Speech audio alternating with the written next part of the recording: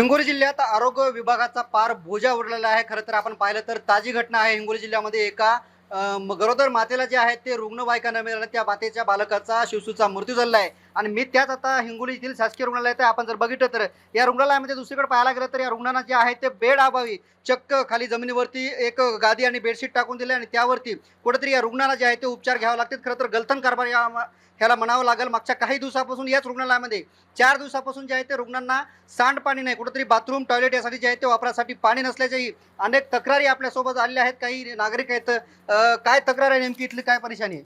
4 दिवसापासून वॉशरूमला पाणी नाही। वारंवार डॉक्टरांना सांगून सुद्धा तक्रार देऊन सुद्धा वारंवार फक्त पाणी पुरवतो आणि अशा उडूची उत्तरं ते देतात। पाणी आहे का इथं? नाही ना, पाणी कधीच नाही सर। पाण्याची बहुत हे समजा वास सुटला, बिमार जास्त पडेल माणसं। कधीपासून पाणी नाही? 4-5 दिवस झाले पाणी नाही, मग काय वापरता पाणी? पाणी आता काय करा, वॉशरूमला कोणी जाईन झाले, लॉक करून ठेवायले तर जाऊ नका म्हणाले। आणि पिण्याचं पाणी? पिण्याचं बाहेरून आणावं लागेल। बर, खरं तर बघतोय की आपण मागच्या 4 दिवसापासून जे आहे ते याच रुग्णालयामध्ये वापरासाठी पाणी नाही, पिण्याचं पाणी सुद्धा बाहेर आणावं लागत असल्याची प्रतिक्रिया जी आहे ते रुग्णांच्या नातेवाईकांनी दिलेली आहे। आपण बघतोय की याच हॉलमध्ये जे आहे ते मोठ्या प्रमाणात पेशंटचे नातेवाईक आहेत। आजी, पाणी मिळतं का इथं? नाही, कधीपासून पाणी नाही? 3 दिवस झाले पाणी नाही। आपण बघतोय की 3 दिवसापासून मागच्या पाणी नाहीये।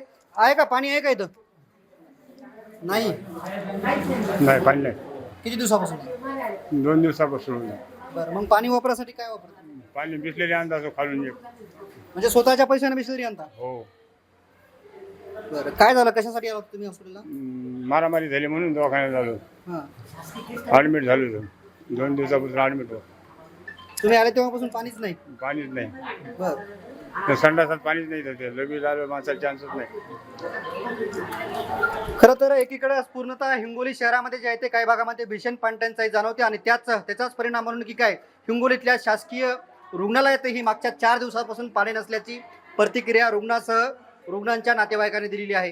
कॅमेरामॅन ज्ञानेश्वर वानखेडेसह मी रमेश चेंडके, TV9 मराठी, हिंगोली।